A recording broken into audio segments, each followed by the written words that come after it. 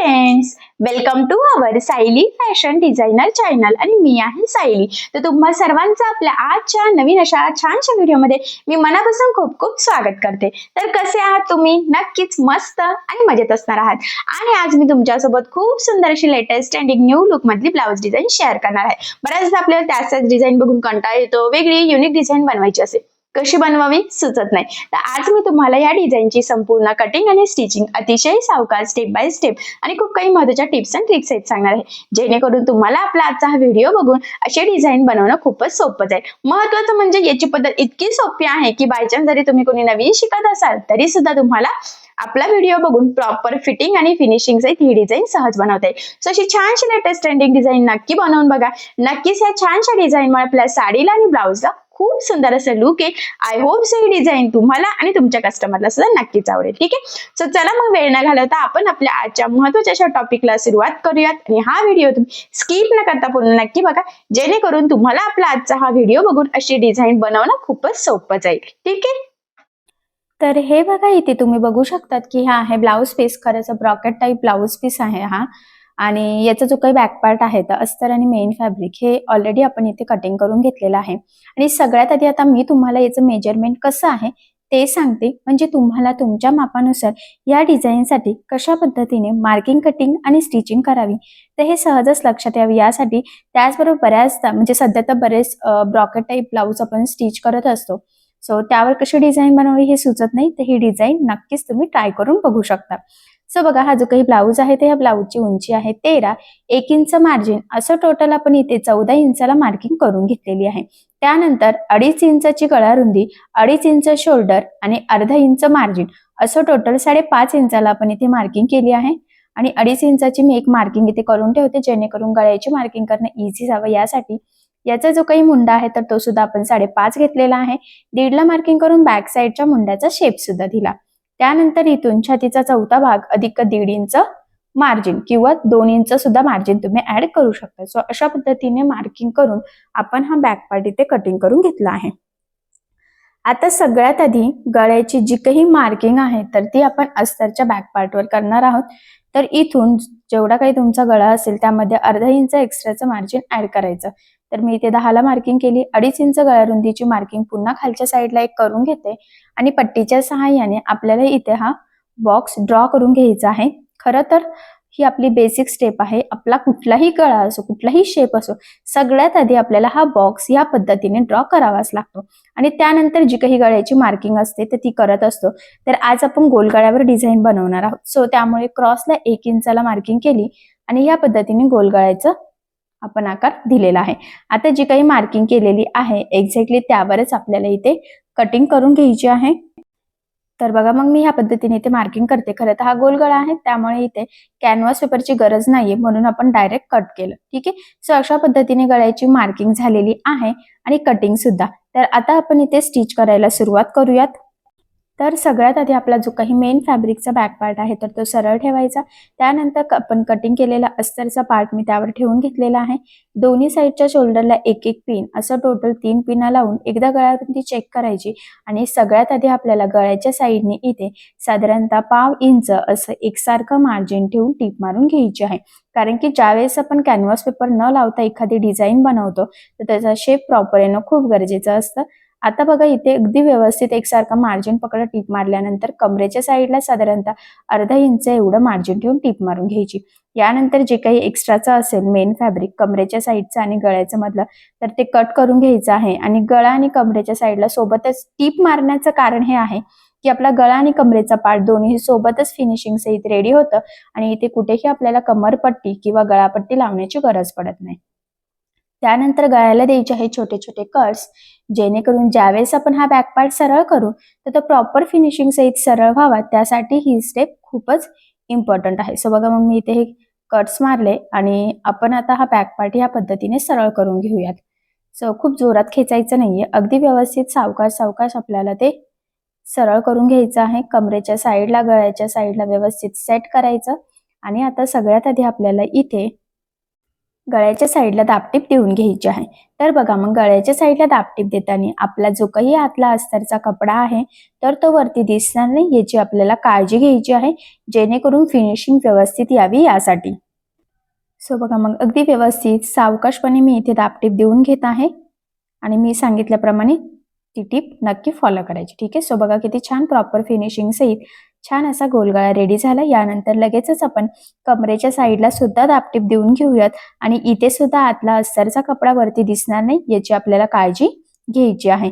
आणि आता इथे तुमच्या लक्षात येईल की गळा आणि कमरेचा पार्ट दोन्हीही आपलं प्रॉपर फिनिशिंग सहित सोबतच रेडी सुद्धा झालं आहे.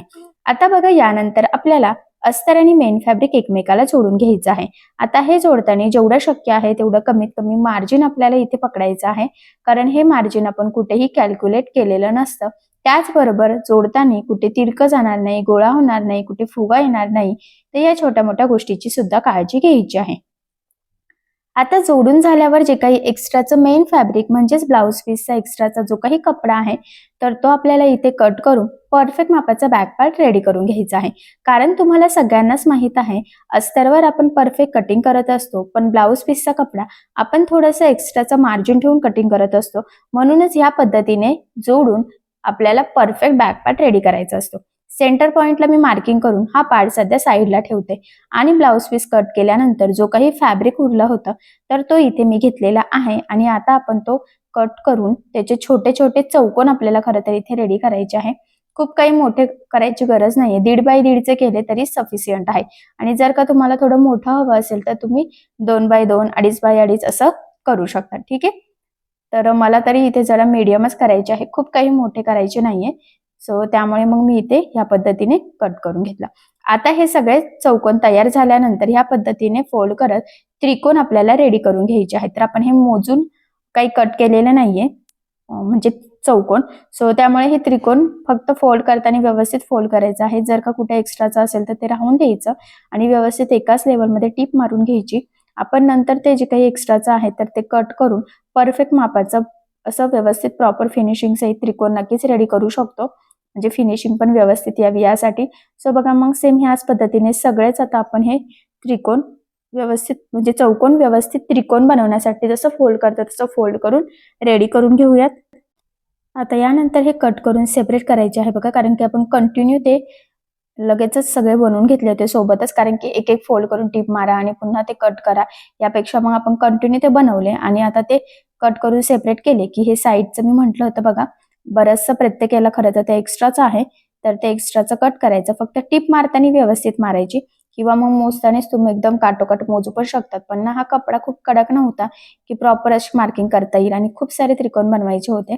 त्यामुळे मग काय करायचं, अंदाजे कट केलं तरी चालेल, फक्त फोल्ड करून टीप व्यवस्थित मारायची, म्हणजे मग टीप मारल्यानंतर एक्स्ट्राचं व्यवस्थित कट करता येईल. आणि बघा किती छान असे झटपट आपण हे त्रिकोण इथे रेडी करून घेतलेले आहे.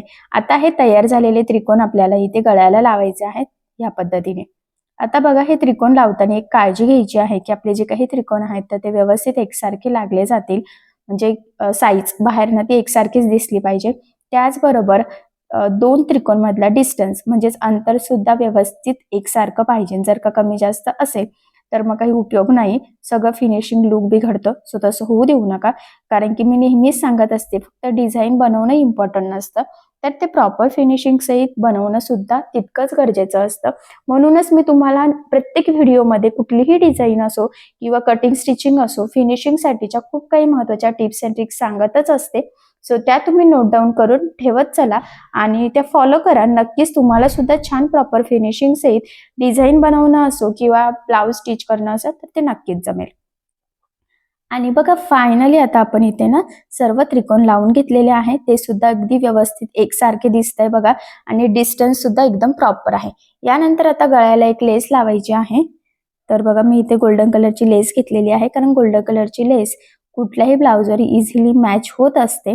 जर तुम्हाला इथे वेगळी डिझायनर लेस लावायची असेल किंवा साडीला मॅच होणारी कॉन्ट्रास्ट तरी सुद्धा तुम्ही इथे लावू शकतात. मी छोटीशी गोल्डन लेस घेतलेली आहे, छान अशी डिझाईनची आहे, एकदम प्लेन पण नाहीये आणि सुंदर नक्कीच आपल्या डिझाईनला हे इथे या लेसमुळे लुक येईलच. सो बघा मग फायनली एकदम छान अशी प्रॉपर व्यवस्थित लेस लावून घेतली आता ह्या लेसला दुसऱ्या साईडने सुद्धा टीप देऊन घ्यायची आहे. ऍक्च्युली मी नेहमीच सांगत असते, लेस जाड बारीक कशीही असो, शक्य असल्यास दोन्ही साईडने टीप द्यायची. त्याचे 2-3 फायदे असतात. महत्वाचं म्हणजे लेस पॅक लागली जाते, ती वरती तरंगत नाही आणि सगळ्यात इम्पॉर्टंट म्हणजे फिनिशिंग खूप सुंदर येते. आता यानंतर आपल्याला इथे एक चॉकच्या सहाय्याने मार्किंग करायची आहे बघा, ह्या पद्धतीने अशी. आता चॉक ना खूप डार्क काही इथे मार्क होत नाही, पण तुम्हाला फेंट फेंट दिसत असेल तर तीच मार्किंग ह्या पद्धतीने फोल्ड करून प्रेस करायचं आणि इकडे फेंट फेंट दिसते बघा, तर ती डार्क करून घ्यायची. ठीक आहे. तर आता जी काही मार्किंग केली तिथे आपल्याला लेस लावायची आहे. त्यासाठी बॅक साईडला टक्स टाकून घ्यायचे आधी. तर सेंटरपासून 4.5 आणि उभा 4 इंचाच्या टक्स पॉईंटची मार्किंग करून घेतली. जी मार्किंग केली एक्झॅक्टली त्यावरच फोल्ड करून तिरका टक्स आपण इथे टाकून घेऊया. टक्सला नेहमी डबल टिप द्यायची. त्याचबरोबर सुरुवातीला आणि शेवटी सुद्धा डबल टिप देऊन लॉक करण्याची सवय लावायची, जेणेकरून तिथली शिलाई लवकर निघत नाही आणि आपला ब्लाऊज सुद्धा लवकर खराब होत नाही. ठीक आहे. तर बघा दोन्ही साईडनी परफेक्ट टक्स टाकल्यानंतर जी काही मार्किंग केली होती त्या मार्किंगवर आपल्याला इथे एक लेस लावायची आहे. तुम्हाला जर वेगळी ब्रॉड अशी एखादी डिझायनर लेस लावायची असेल तर तुम्ही लावू शकतात, बट इथे मला काही गरज वाटत नाहीये. त्यामुळे मग मी जी गळ्याला घेतली होती तीच लेस इथे यूज करत आहे आणि सेंटर पासून बघा ती बरोबर इथपर्यंत अशी लावली की पुन्हा कमरेच्या साईडला सुद्धा लावायची आहे. म्हणजे मी तुम्हाला म्हटलं ना, आपण मार्किंग केली होती बघा, तर बरोबर त्याच मार्किंगवर आपल्याला इथे ही लेस लावून घ्यायची आहे. ठीक आहे. आणि आता आपल्याला या लेसला सुद्धा दुसऱ्या साईडने टीप देऊन घ्यायची आहे.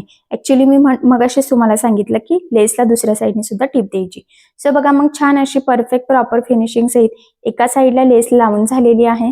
सेम त्याच पद्धतीने आपण इथे दुसऱ्या साईडला सुद्धा लेस लावून घेऊयात आणि इथे सुद्धा लेस लावताना अगदी व्यवस्थित प्रॉपर जशी आपण मार्किंग केलेली आहे ना त्याच लेवलने आपल्याला इथे लेस लावून घ्यायची आहे. तर इकडच्या साईडने आपण खरं तर कमरेच्या साईडने सुरुवात केली होती आणि मार्किंग तर कशी करायची हे मी तुम्हाला सांगितलंच आहे. सो अगदी व्यवस्थित प्रॉपर त्याच पद्धतीने कानाकोपऱ्यावर व्यवस्थित फोल्ड करत ही लेस लावून घेतली बघा. आणि ह्या लेसला सुद्धा दुसऱ्या साईडने टीप देऊन घ्यायची आहे. फिनिशिंगसाठी ते खूपच गरजेचं आहे. ठीक आहे. सो बघा मग खरं तर अशा पद्धतीने आपण एकदम प्रॉपर असं परफेक्ट शेपमध्ये ह्या दोन्ही लेस इथे म्हणजे वरच्या गळ्याला आणि खालचा जो काही शेप आपण ड्रॉ केला होता तिथेही लावून घेतलेली आहे. यानंतर आता बघा इथे सेंटरला आपल्याला बटन लावायचं आहे. खरं तर तुम्ही तुमच्या आवडीनुसार कुठलंही बटन इथे लावू शकतात, पण मग मी इथे रेड कलरचं लावणार आहे, म्हणजे ती जी काही लेस आहे ना त्यावर ते उठून दिसेल आणि ब्लाऊज आपला रेड आणि गोल्डन कलरच्याच कॉम्बिनेशन मध्ये आहे. सो त्यामुळे तुम्ही दोनही बटन लावू शकतात किंवा ह्या पद्धतीने 3 लावले तरी सुद्धा चालणार आहे. सो बघा मग फायनली गोल गळ्यावर ब्रॉकेट टाईपच्या ब्लाऊज पीसवर कशी डिझाईन बनवावी सुचत नसेल तर ही डिझाईन तुम्ही नक्कीच बनवू शकतात. बघा किती सुंदर असं लुक आलेलं आहे. एकदम सोपी डिझाईन आहे, अगदी कमीत कमी टाइम मध्ये तयार होती. फिनिशिंग वगैरे सुद्धा खूप मस्त आलेली आहे आणि नक्कीच या छानशा डिझाईनमुळे आपल्या साडीला ब्लाऊजला खूप सुंदर असं लुक येणार आहे. सो अशी छानशी लेटेस्ट ट्रेंडिंग गोल गळ्यावरची ब्लाऊज डिझाईन तुम्ही नक्की ट्राय करून बघा. नक्कीच तुम्हाला आणि तुमच्या कस्टमरला सुद्धा आवडेल. आणि बऱ्याच कस्टमरला गोल गळ्यावर डिझाईन बनवायची असते, तर अशा वेळेस ह्या डिझाईनच्या आयडिया तुम्ही तुमच्या कस्टमरला नक्कीच देऊ शकतात. आणि मी तुम्हाला संपूर्ण कटिंग स्टिचिंग अगदी सावकाश आणि सगळ्यात इम्पॉर्टंट म्हणजे सोप्या पद्धतीने सांगितलेलं आहे.